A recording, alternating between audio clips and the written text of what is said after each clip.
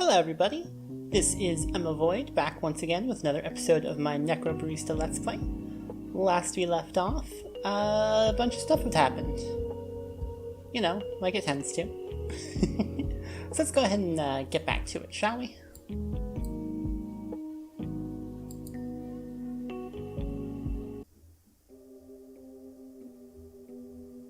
Ooh. Getting a good look outside finally.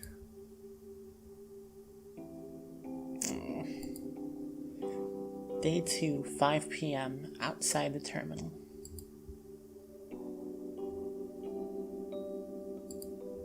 You right? Yeah, I guess. Cool. Mind if I join you? Go for it.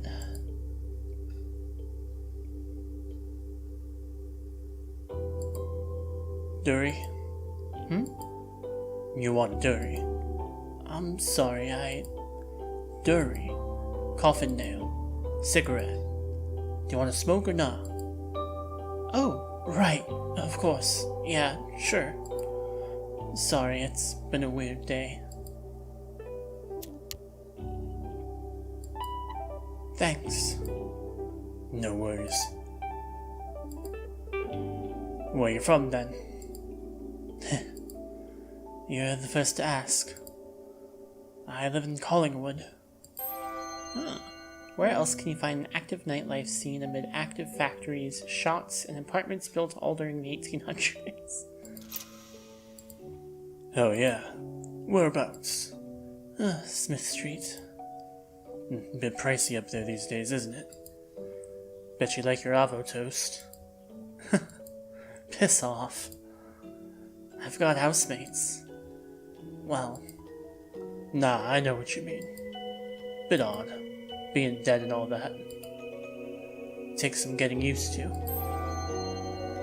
Ned certainly knows what it's like to get used to being dead. People keep saying that, but it doesn't make me feel any better. I understand. Do you? I reckon as much as anyone can, yeah. Right. Hey, I wonder who's asking that. Hey, what's avo toast actually taste like? Huh? I've never had it. Can't you go out and just eat some? I'm sure Maddie could whip it up if you asked. Avocados are a highly malevolent fruit. Don't trust them one bit. Plus, I've got this whole situation. Is it your lack of a mouth? Oh, so that's what the straw was for. Ah. You got it. So what does it taste like? I don't know, like avocado and toasted bread. Avocado's kind of cold and mushy, but it's got a good taste. Like peas? Definitely better than mushy peas. I love me a bowl of peas, mate. One famous Australian outlaw requested peas with a bottle of wine for his last meal before he was hanged. Huh. Well, that's interesting. What, because they're the only thing you can eat through a straw? Watch yourself. Gonna zap me with your Death Council powers. First off, it's the Council of Death, not a Death Council. They're totally different things. Secondly, you really think that's what we do? Walk around shooting lightning out of our fingers? Well, when you put it like that, it sounds a bit silly, yeah? We don't do anything like that. We just keep things running smoothly is all. Harassing cafe owners to settle their time debt isn't something we like to do often. So you just keep the peace? And as fucking ironic as that sounds, yeah, Ned keeps the peace. Dude. I know. Want another? Sure. Huh. Interesting to see the two of them, like, kinda getting along.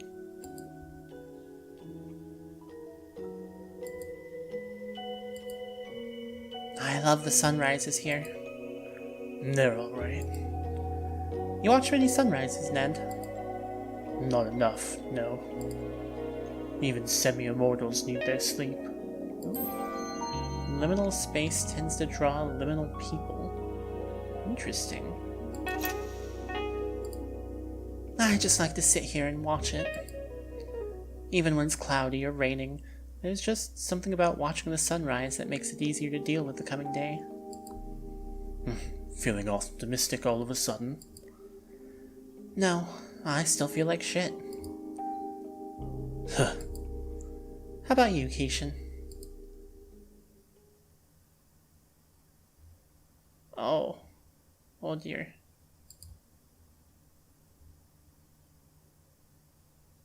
Is he disappearing? Keishan? I don't feel great. I'm still having a lot of trouble, You guys, I'm dead and I've only got a couple hours left before I have to go, and I don't think anyone here really properly understands what it's like to see your last sunrise ever without any idea of what comes next, and that is really fucking terrifying. And I'm never gonna see my friends or my boyfriend or my family again. I'm just gonna pass on and I'll never know how they'll remember me or mourn me, or if I'm even gonna be remembered as a good dude who tried his best, or if I'll just be forgotten in a year. But that good dude who tried his best couldn't even win a friggin' game of five-finger fillet in the basement of a cafe that basically sits on the banks of the Styx, as far as I can tell. And God, I can't even tell if that matters. Were the stakes low? High? I can't tell. I'm so disoriented and I'm trying so desperately to feel something. But all I feel is that I'm slipping away with every second. I'm losing myself by degrees, and that's incredibly scary, and I don't know how to deal with it. Yeah, that's rough, buddy. Yeah, fair cop. I actually came out here to apologize for that. The game. Oh, for God's sake, Maddie, have you been gambling again? Can it, Ned? Keishan, I shouldn't have taken that time from you. You took it fair and square. I don't feel like I did, so I'm giving it back. Believe me, I'm as surprised as you are. I don't usually do this. What's different this time? That's my business. I can't believe you're still swindling people out of hours to try and fix your debts. Dude, I know. It's bloody undignified, and it's a clear violation of the rules. I will banish you right now, my man. I thought you'd stopped pulling that crap once you took ownership of the cafe from Shay. You really think doing this is going to help you pay this debt? Yes, absolutely. And if you've got any bright ideas on how to do it otherwise, I'm all ears. We should have never granted you and Shay those licenses to practice. Actions of reckless necromancers make a pretty good case for the importance of occupational licensing. I mean, yeah, that makes sense.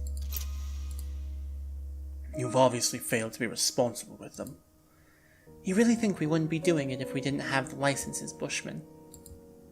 Given your history, the hypocrisy on display here is astounding. That's all behind me, and you know it. I've been working on doing some good for the last 100 years.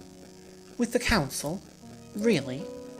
Yes, we maintain the balance. You know why that's important. Sure do. Don't need you moralizing at me from your ivory tower.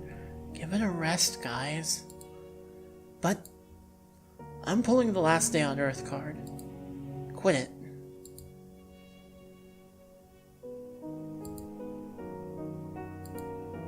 I'll be inside. Come find me when you want those hours back, Keishan. For what it's worth, I'm sorry about all of this. I've never been to the other side. I was too afraid to leave. Walked the land for decades, evading the council. It's a crime they call revenancy. Staying too long, upsetting the balance. But in lieu of booting me straight to the next place, or some sort of eternal punishment, the council offered me a job. The next place? Ned may have forgotten some of the sins of his past, but he's pretty sure he wouldn't be going to heaven. Sorry, That's all stuff you don't care about, I suppose. It's interesting enough. Nah, I'm just filling the empty air. You should head inside and grab those hours back. Truth be told, I'm not feeling especially fond of Maddie right now. She might have been dishonest with you, but even I can tell she's at the end of her rope. And you might not be able to see it yet, but I think the people in there are fond of you.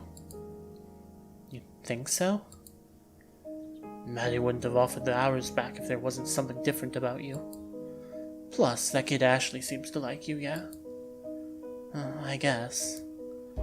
She kinda just dragged me off and got me to hold screwdrivers for her. Trust me, she thinks you're great. Go on, go inside and say hi. I've got some business to go stick my nose into anyway. Alright. Catch you in a bit. I've got some questions about the council.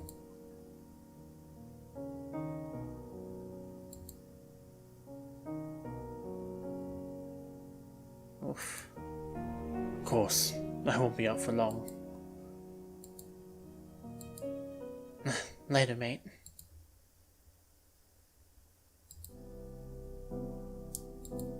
Hey. Yo. Do you want those hours back? I guess so. It's only 4 hours. I don't think it'll make much difference. If it's okay, I'd prefer that you have them. Ashley's been enjoying having you around. Just Ashley? And me too, I guess. You seem pretty reluctant to admit that, my dude. Don't psychoanalyze me. Sit still for a minute. Alright, lay your hand on mine and place your index finger on my wrist. This part of your ritual or just an excuse to hold hands?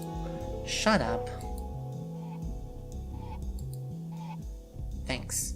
Watch carefully, and no matter what you do, don't move your hand.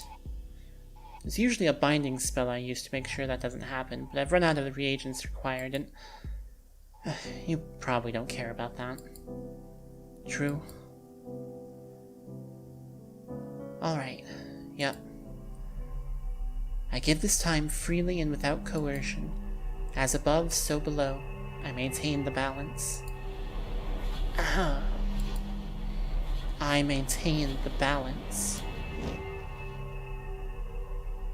Oof. That's it. How do you feel?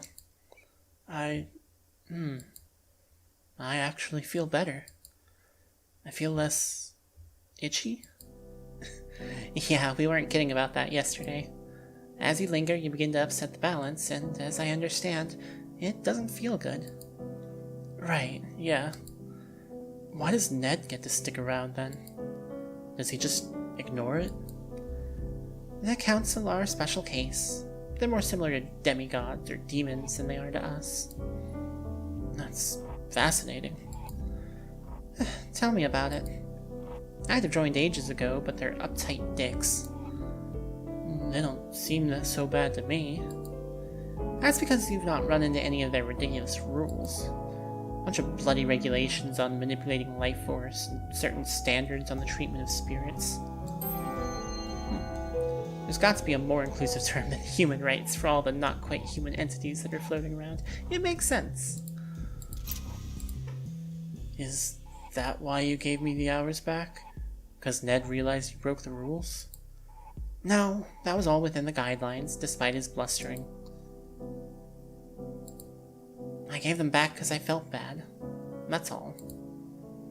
Oh, neat, so you pity me. I love that. I'm actually really into it. No, dude, it's not like that at all. Nah, you don't need to clarify. I get it. Seriously. Last day on Earth. Moving on. Fine, sure. I'm sorry. Sorry, gotta serve this customer. I'll help. Really? It's probably not a two-person job. Sometimes two people working on a task will be less efficient than one. Sometimes Keishan doesn't care. Yep, Come on. It's a bit of whiplash there. 6 p.m. Phew. Anything else that needs doing? Nah, I'm gonna take this tray of glasses into the kitchen. You can go chill for a bit. I'll take them. You need a break. Sure. Where's the kitchen? That way. You'll find it eventually. Cool. Back in a minute.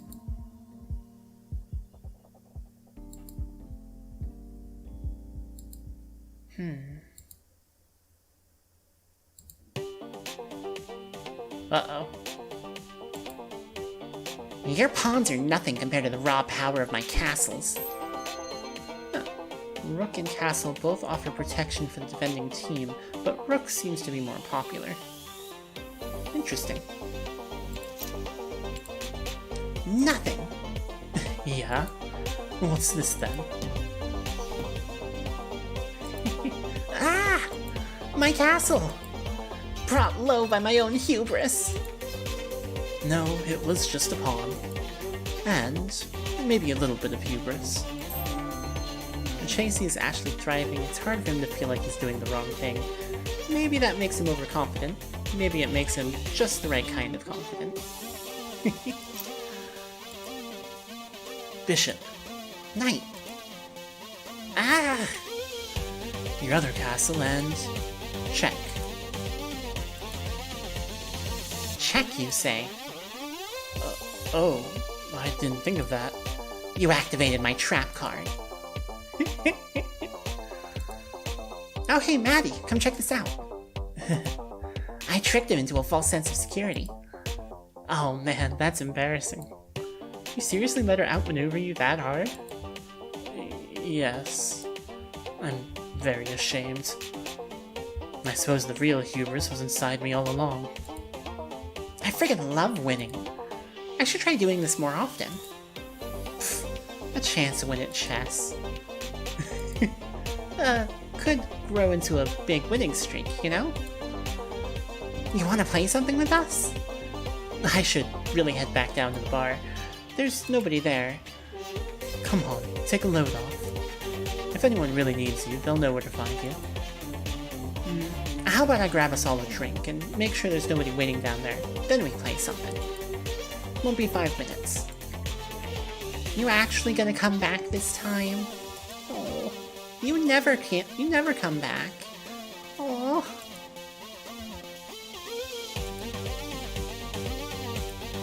I'll come back. Promise. Why don't you pick out a game while I'm gone? Let's find something, Ashley. What do you feel like playing today? Something... Something with lots of dice. The past tense of die is died. The plural of die is dice. Dice it is. We'll see you in a minute, Maddie.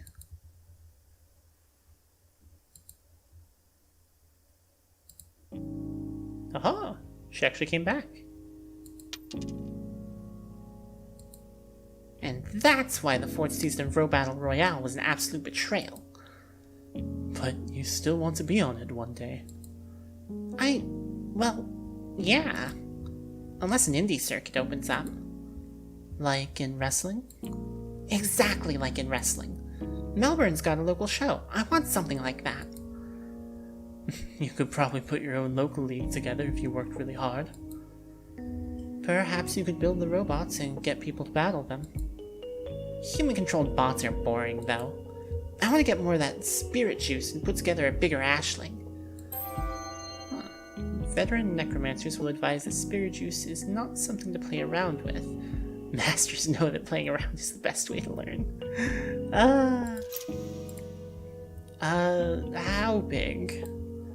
I think I'll start at car size, then move on to more of a bus-adjacent form factor. I'm not sure we have enough to power one of those. We'd have to get Maddie to source you a large amount of it. We'd need liters of it at least. Oh no. That'd be super cool. Didn't you say it was illegal, though? Well, technically. But what Ned doesn't know won't hurt him. He'd lose his head if he knew half the things we were doing around here. I don't know. Seems fairly lenient with you, right? He wasn't always like that. Long time before you turned up, he nearly shut me down because I...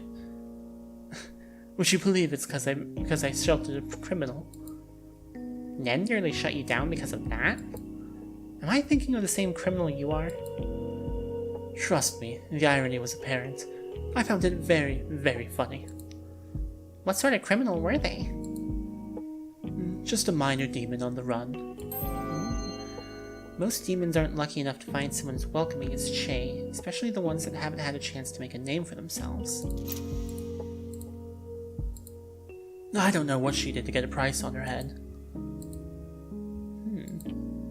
I just took her in when she stumbled through the door, dripping blood everywhere. That's metal.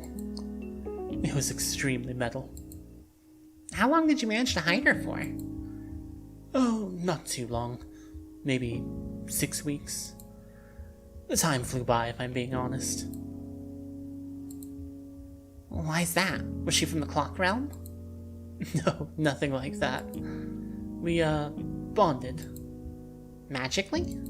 How'd you do that? I thought I heard you telling Maddie that sort of thing was impossible between beings on this plane. No, not magically. We were... lovers. Ew! Yuck! Ew! Happier days. I love hearing about when you were young and reckless. Gosh, what do you think I am now, huh? Old and boring? Definitely old. Despite myself, I must say you're definitely not boring. There's that patented Maddie charm. Well, you know me, I'm full of them. Oh yeah. Charms, hexes, curses. That's all on your account, old man. I won't deny it. Hey, Maddie. Hey, dude. Having trouble finding the kitchen? Yeah, I couldn't. I checked everywhere. It's just behind the bar, man. You can't miss it. I told you I checked everywhere. Nah, you're not catching my drift. It's just behind the bar. You can't miss it. Have another look. It'll be there this time. Sometimes you gotta remind the quantum hallways that they exist. Fine. Quantum hallways. How long are we going to keep him here, Maddie? Ooh, we're keeping him? No, we're not keeping him. I'm going to let him stay as long as he wants. He'll leave on his own accord at some point. You feel sorry for him? Weirdly, yes. I don't usually get attached to customers, but he's a good dude. I like him. Do you like him because he's nice? Or because he was good at passing your tools over? Yes.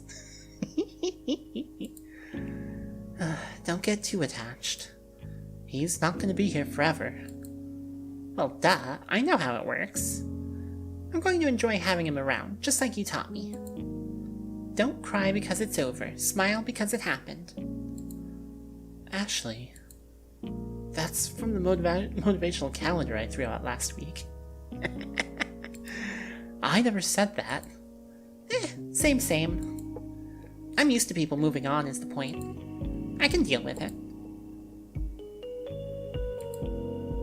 Oh. Good.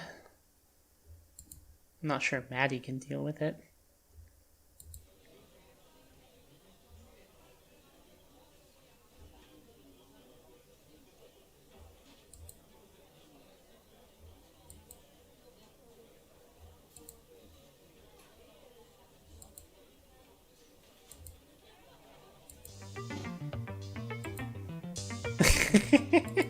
I was gonna say it. Fuck!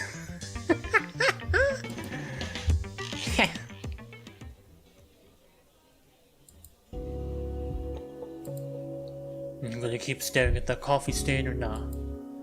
Yes. Okay, whatever. What do you want from this conversation? I'm an open book as far as matters of life and death are concerned. I don't want to go. I know you've probably heard this from, I don't know, 1,000 people or whatever. Given the amount of traffic the terminal gets and how long it's been open, 1,000 people is a pretty low estimate. It's not about staying around for people or wanting to go back to my old life. As wonderful and not stressful as that sounds. Like, I'm not afraid of what lies on the other side. I don't think there's any point to worrying about it until I'm there. I just don't think I've spent enough time here. The cafe? No. All this, I guess you'd call it this plane? Roughly speaking, I suppose so. I want to know what you did to be able to stay. Sure. Did Maddie give you those hours back? Yeah. Why? Well, that's a way. You could just find enough hours to stay as a spirit, half here, half gone. But it's a wretched existence. I wouldn't want to live like that. How would you find the hours, though? There's only so many you can get from consenting beings, right? The crappy psychology of gambling aside, you're right, yes. So the question is, how do you do that? How do you create life from nothing? The answer is that you can't, Keishan. It's impossible. There's always got to be some sort of balance maintained. Everyone who learns to manipulate the fundamental life forces understands that, no matter whether they're doing good or bad things with their skills. Here's the thing, though. You don't need both parties to agree. It's just a social nicety, something that separates us from, well, people who don't do that. That's where the idea of vampires came from, for example. Those bastards. They're not special or anything, they're just dickheads. Anyway, if you can take life force from people, you can also drain it from animals or plants. But in this business, there's a lot we don't, or can't, understand. One of the things we can't understand is why life force from animals and plants is tainted. It feels gross. If it didn't, everyone would take it, consequences be damned. How were you feeling today, before Maddie took the hours back? I felt like I was slipping away. Like my mind was really foggy. It's scary to run when it's foggy. You don't know what you might be running toward. Oof. It was really hard to think or put sentences together. Nobody really noticed, though. Typical. Imagine that, but 10 times worse. You're foggy, but there's also something fundamentally wrong. Like you're a collection of puzzle pieces that don't quite fit together. Like an engine that's running out of oil. That sounds horrifying. Right. So, should I do it? Probably not. How would I stay otherwise? Well, could always go on the lam. Just run for it. But you'd catch me. Not me personally, but yes, the council would eventually. And that's it? That's my only option. Perhaps. Depends on how you feel about bonding your soul for eternity to a fundamentally neutral arbiter of justice. Downside of neutral arbiters is that they're never on your side. I have no strong feelings about it, one way or the other. Smartass. Would you regret it if you stayed here forever instead of moving on? I don't know. I guess that'd be up to me, right? How do you mean? In the end, how I feel about taking a big branch in my life is just a matter of how I frame it. I can focus on what I'll regret, sure, but it's not a useful way to spend my time. If I focus on the future, and everything that's in the possibility space instead of outside of it. That's probably better for me, yeah? Sure. You don't sound convinced. I'm just ambivalent on it. I try not to think about anything too hard these days. But if you're willing to accept eternal bondage with the Council, I can keep you here. It's not easy work, though. You have to act in the best interest of the system, not its individual parts. Bureaucracy at its finest. How did you learn to deal with it? Just took some time. When you're used to it, you learn not to think too hard about what you're doing. As long as you take a holistic view of everything, things generally shake out alright. We tend to only bother the biggest rule breakers anyway. Maddie being one of them. Habitually. She wouldn't be getting so much leeway if it weren't for Che. I don't understand that guy. He's nice, we've chatted a bit, but what makes him so special? He's provided services in the past. I can count on one hand the number of people who know as much about the manipulation of life force as he does. He's been researching it for over 100 years. A lot has changed since the days when Che was a young man. No way! He's that old? He looks like 60 max. Yep, much older than that. Wild. We're getting sidetracked, though. How do you feel about joining the Council? I don't hand out offers willy-nilly, you know. I'm interested, but can I have some time to think about it? How much time do you have? You've been out for nearly 25 hours. You're overdue. Put it on Maddie's tab. Okay. I assume you're not going to stick around forever. Unlikely, but if the next few hours are anything like how I felt this morning, I'll stick around until you have a solid answer then. Cool. Wanna get drunk? We're already drinking, mate. Nah, Che told me about something pretty special he's got behind the bar. Unless it's something really special, he's probably offered me some. And even then. So you've tried the bottled soul? You pulling my leg? Nope. You've got to be mistaken. You haven't seen it in person, have you? Yeah, I actually have seen it. That's quite illegal. I expected better from him. Damn it. So, are we going to drink it or not? Council regulations require me to confiscate it or force the owner to dispose of it. That doesn't steal anymore, he just seizes assets. Completely different. Then we'd be doing him a favor then. I suppose. Come on, dude. Che said it did not keep flat. When you say you, do you mean me, or you, or just anyone who drinks it? Anyone? It's like 200% alcohol or something. That's not technically possible, but I'll admit, my interest is piqued. Well, let's not waste any time then.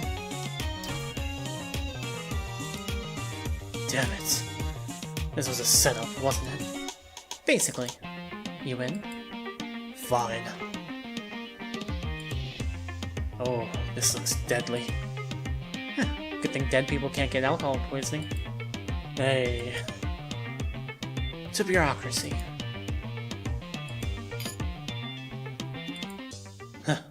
To bureaucracy.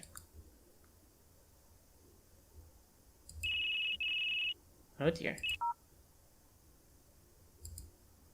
Yo. Your order's arrived. 3 days late, mate. Got held up by a mutual acquaintance of ours. Ah, shit. That explained why he's in my hair. I'll be there in half an hour.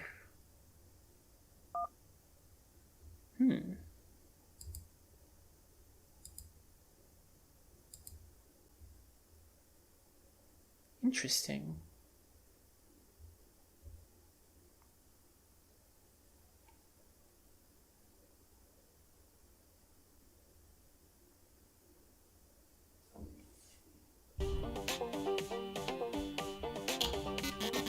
The catabasis is considered to be a vital part of the hero's narrative. Every hero goes to hell at some point. And in the stories, they usually come back, which is the bit that seems weird to me. I don't think that's how it works in real life.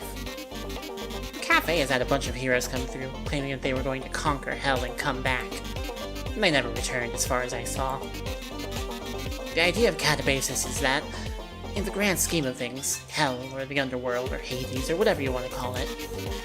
Anyway, it's on the outside of wherever we are. Like, we're trapped inside the sphere, and we leave it to go to hell. Did the ancient Greeks ever consider that maybe we've been on the outside the whole time, just waiting to get in? Maybe they did. Matter of perspective. I guess I'll ask one sometime if I ever meet one. But perhaps we're just waiting our entire lives for this. To pass through the firmament to the next place. To be driftwood that washes up on the shore of whatever the next place actually is. Seems weird, but maybe that's where we're naturally meant to be. I'm thinking it's possible that this world isn't some sort of proving ground or anything. Maybe it's just a waiting room. A beautiful, flawed, complex waiting room. Personally, I don't think there's anything like heaven or hell waiting for us. No judgment either. The world doesn't ever operate in binaries or absolutes. That's just a flawed human thinking projected onto things that are much, much more complex than they can ever perceive. And I don't think what's waiting on the other side is even something that we can conceptualize. I bet it's cool. It's a shame that it's a one-way trip, though. Huh. That was just a monologue. Interesting.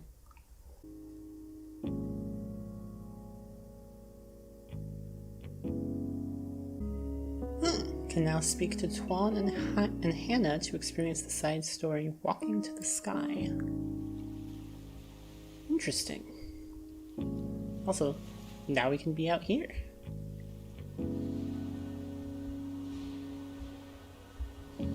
Let's see. I figured that one's going to be the one that lets us back in, so let's explore a little. Oh. A very little. Can't actually leave. Okay, cool. Funereal. Funereal? I think that's how it's pronounced. I've been thinking, said Keishan. Uh-oh, said Maddie. About the people that I've left behind, said Keishan. Well, I'm not going to get to see any of them again. Well, one of them could be about to walk through that door, said Maddie. Don't taunt me with possibilities, said Keishan. You brought it up. Yeah, well, he slumped over in a funk. Death has a real finality to it, you know? Yeah, it does, said Maddie. That's death. The travel from life to death is a very one-way street for all but a few individuals. And if you're standing here, then it's a bit late for chess paddles. I guess I'm thinking more about the fact that I'm not going to see any of my old friends again. Not as long as they're alive, anyway. That does tend to be how death works. I hope you're not surprised. Not surprised, said Keishan. But also, I wouldn't have been surprised if that wasn't the case, you know? Like, I'm pretty sure on at least one occasion I've threatened people by saying, I will haunt you. And now that's never going to happen. Pity, said Maddie. You could have been someone's grudge ghost film. Guess that one's confined to the annals of Japanese horror cinema.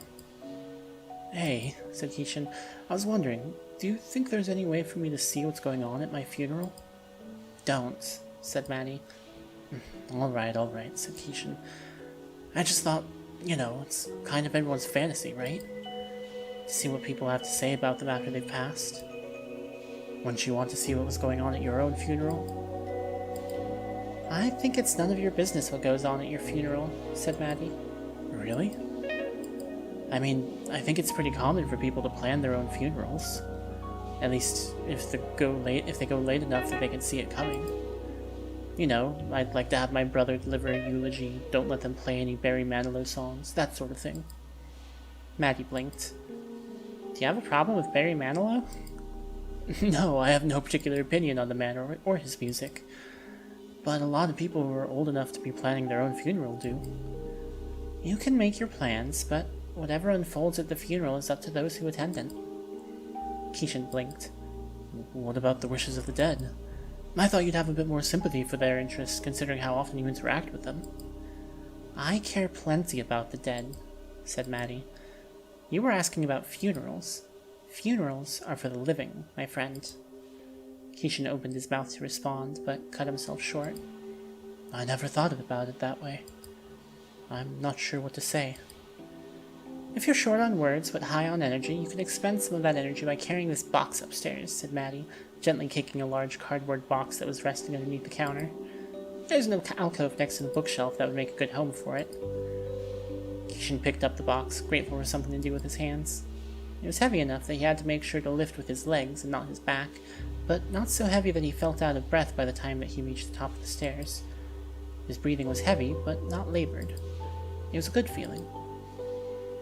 Keishan set the box down at the spot Maddie had designated and sat down for a moment, waiting for his heart rate to return normal. It felt good to feel his heart beating inside of his chest. This is how it feels to be alive, he thought to himself. Damn, I'm going to miss it.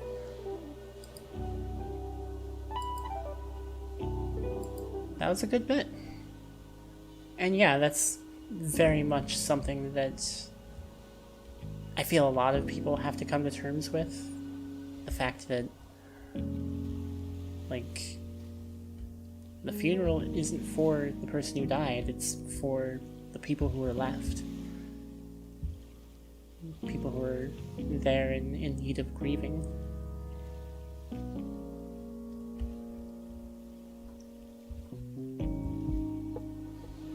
Anywho. Perfectionist.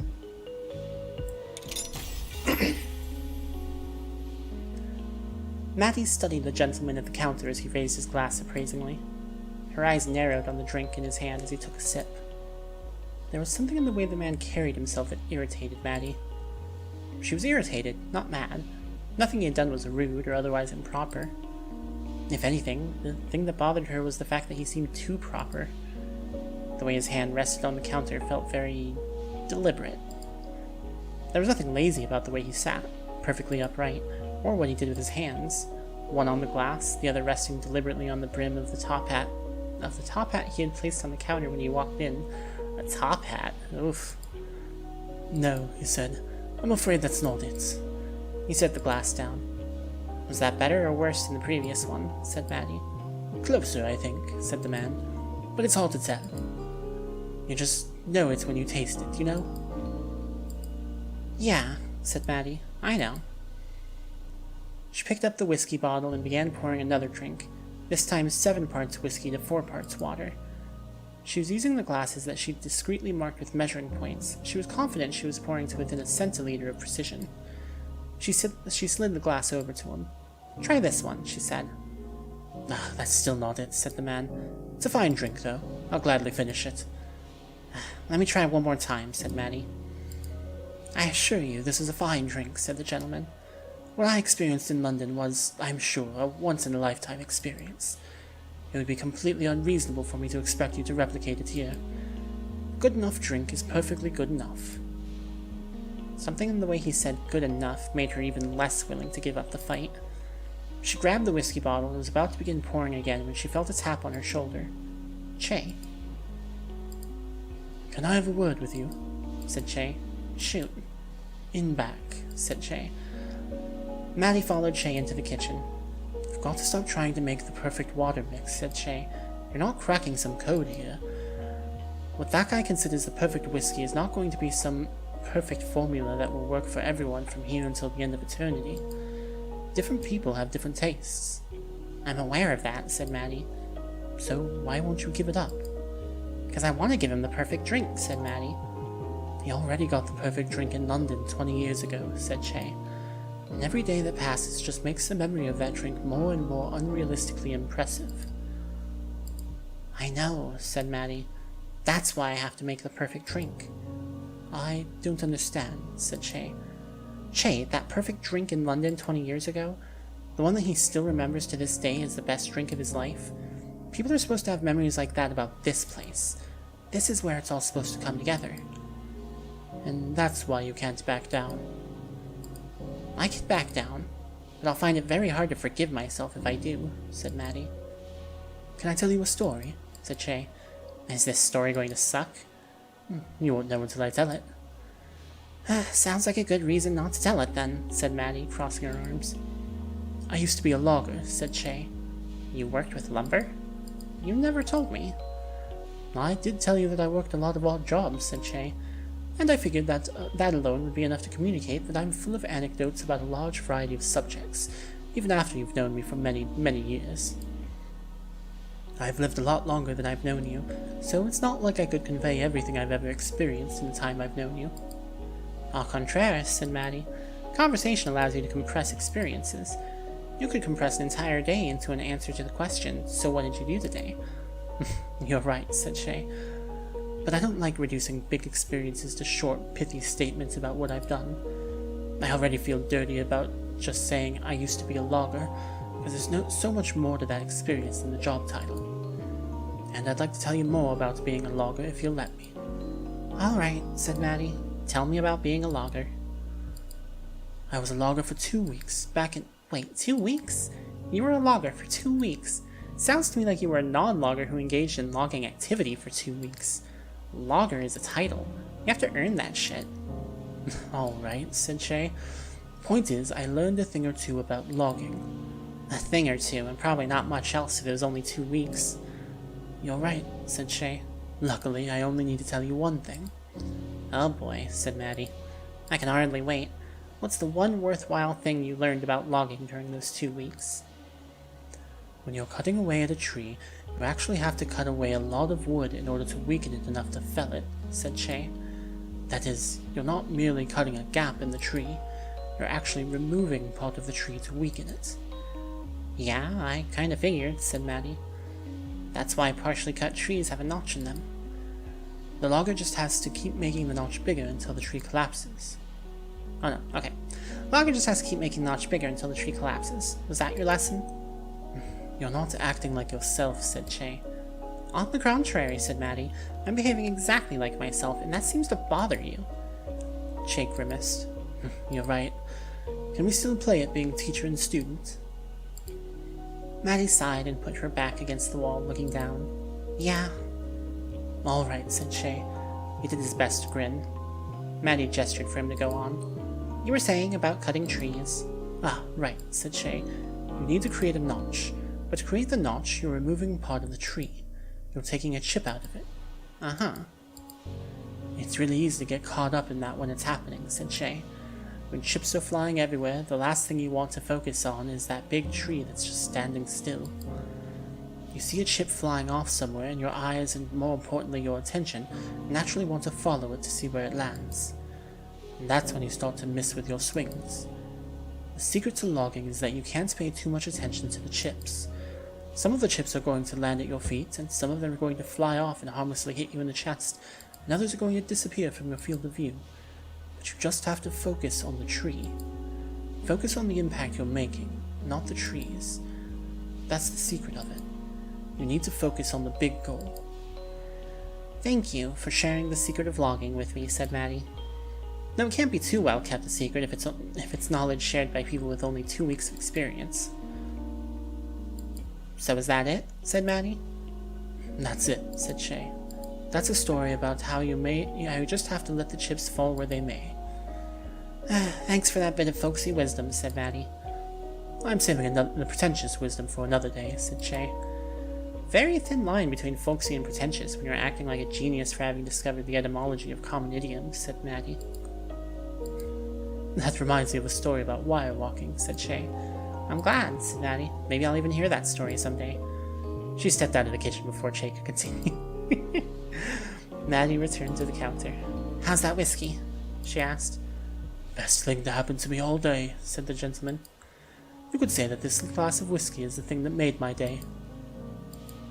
Thanks, said Maddie. That's all I needed to hear. That sure was interesting.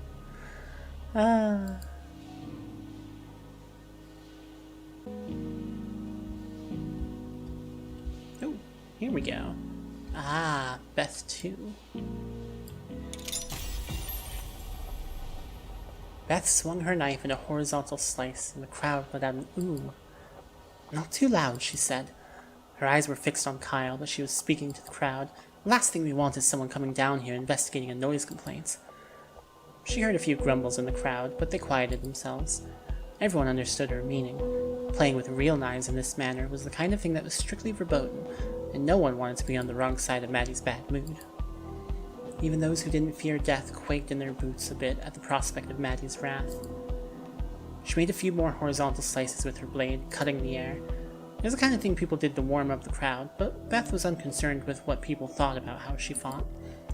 Her movements with the knife were the only practice she was going to get with this knife, and she did her best to memorize the feel of the blade as it cut through the air. It was a terrible knife for a fight like this. A serrated edge. It was designed for ripping and tearing cooked meat that stood still on a plate, not fresh meat that was attached to a body prepared to evade its cuts. This was an entirely different kind of knife fight than the one before. When playing with practice knives, the goal was to strike the opponent in the torso. When playing with live knives, common etiquette dictated that stabs to the softer parts of the torso, like the chest or stomach, stabs that were most likely to be immediately fatal to a normal person, were strictly against the rules. In this battle, the goal was simply to draw blood. A cut to the arm or leg would do. Kyle was the first to make a move. He tried to feint to the right before hopping back to his left foot and swinging at her, but he made such an obvious show of telegraphing the attack that Beth had stepped out of his way well before his attack came. Kyle grinned. I guess I'm not going to outsmart you. Beth kept her steely gaze trained on Kyle's right hand, the one that held the knife. Well, he said, I guess I'll just have to outspeed you. This time, he stabbed straight forward to the thrust of his arm. It was the first time he had made an attack without fully committing to it by moving his feet. Beth had been afraid that he might try this. Kyle was nearly half a meter taller than her, and he had finally figured out that his longer arms gave him a tremendous advantage against Beth in her shorter reach. The stab was directed at her shoulder, and she managed to duck out of the way fast enough, but there was no time for her to offer a counterswing before Kyle pulled back and stabbed again, this time attempting to strike it where her arm had been had she not moved just a moment sooner. Beth backed up, giving Kyle space and hoping to bait him into making a bigger attack, but he seemed content to continue attempting the one tactic that had come close to working for him. As she stepped back, he stepped forward, and only after planting both feet did he go for another stab. There was nothing Beth could do but step back, giving him even more space to maneuver, all the while becoming increasingly aware of how close her back was coming to the wall behind her. She needed to do something to throw him off balance, find a way to reset. She stepped to the side, forcing Kyle's next attack to take a horizontal arc to reach her, and as soon as she saw that blade coming, she swung her own blade. She heard the ting of metal hitting metal as the two blades made contact, and the serrated edge of Kyle's knife hit the smooth edge of hers. They stayed like that for about half a second, as Beth kept forcing Kyle's knife to the side, and with their knives still locked, she strafed around him until her back was no longer against the wall, placing the two of them on equal footing. This would never happen in a real knife fight, Beth thought to herself. She had been saved only by the serrated edge of Kyle's knife.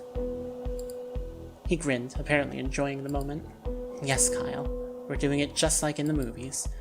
I know that when you think of a knife fight, you think of two swords or two Jedi facing each other with blades locked. But it's not supposed to go like this. Right now, you're about to lose the biggest edge you had. She finally slid her knife out of the lock, releasing Kyle, who seemed completely oblivious to the fact that their footing had changed. He was so bad at this that he didn't even have the awareness for what it meant to have her with her back against the wall. For what Kyle lacked in brains, he made up for in physical size, and Beth was still left with the problem of how to get around his reach. Kyle was doing a good job of controlling the space between them. She couldn't go straight for his chest like she had before, not that she intended to strike him in the chest, she hadn't forgotten the rules. His reach made it equally difficult to go around him. Going over him was certainly out of the question, which meant that her opening had to be from underneath. A stab to the groin would certainly be against the spirit of the rules, but she might be able to get a good shot at his legs if she got close enough to the floor. There was no way to get under his arms from a standing position. If she was going to attempt a leg strike, she would have to commit to it. She needed to create an opening. She fainted sideways toward the wall. Unlike Kyle's attempt at a feint, Beth's move to the left served the dual function of placing her weight in a perfect position to push off her left foot, moving right when Kyle moved left. She made as if to swing at him from the right, which prompted Kyle to stab in that direction. And with his body moving left and his arm moving right, the reach of his arm was effectively reduced. Reduced enough for her to slide under it? There was only one way to find out. She bent her knees, falling forward like a sprinter leaning forward on the starting blocks. There it was. He was twisted to the right, reflexively trying to kick at her, allowing her to lunge forward and place her knife directly in the path of his swinging leg. He was grunting. "Whoa!" He let out a panicked yelp. No, he wasn't twisting. He was falling. And with the way her knife was pointed up, it was positioned to anchor itself directly into his belly if he fell on top of her. She reflexively tossed the knife aside, hearing it clatter to the floor as Kyle's weight came down on her. His tumbling knee struck her directly below the chest, and she felt herself falling back, her head falling to the floor, until the moment she felt the impact of the ground on the back of her head, and everything went black. Oof. And this, kids, is why you don't play with knives.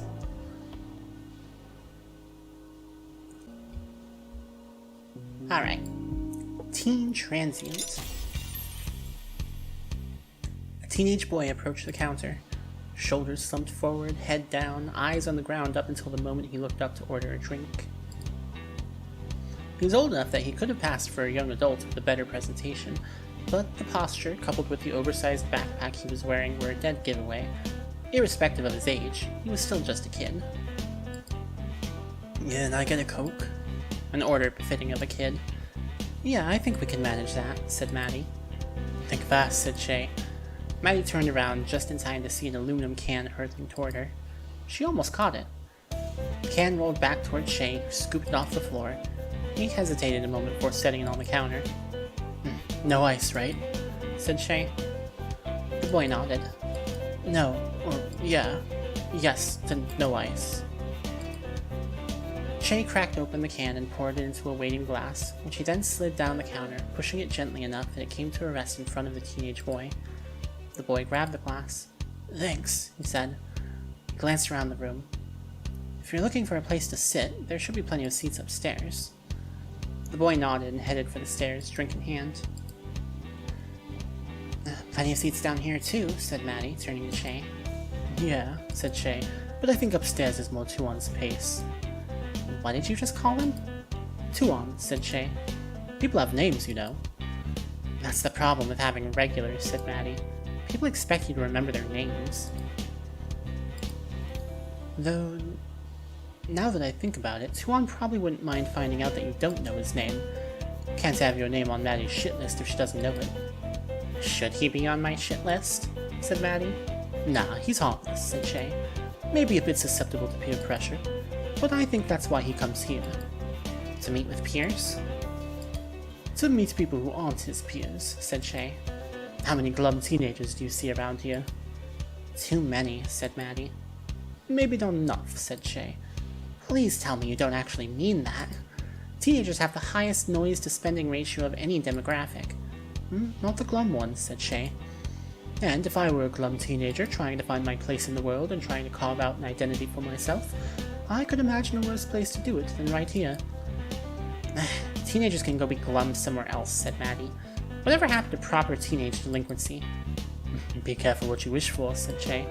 "We've been mercifully delinquent-free for quite a while now."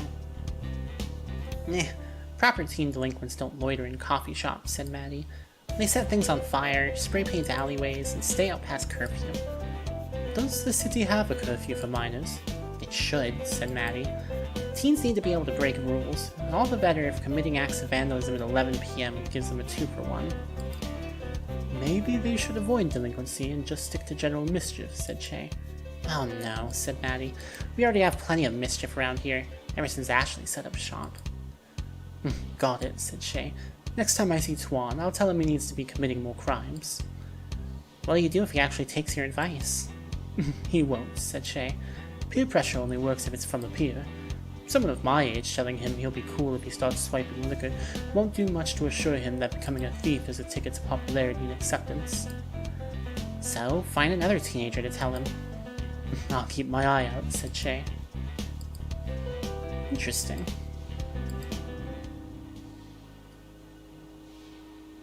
Tuon. Was Tuon the one that the thing said? Aha!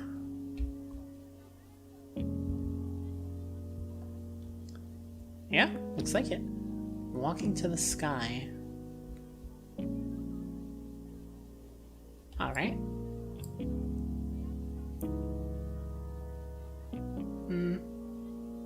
I get the feeling that this might be a bit longer than one of the little side stories. Or one of the little mini stories?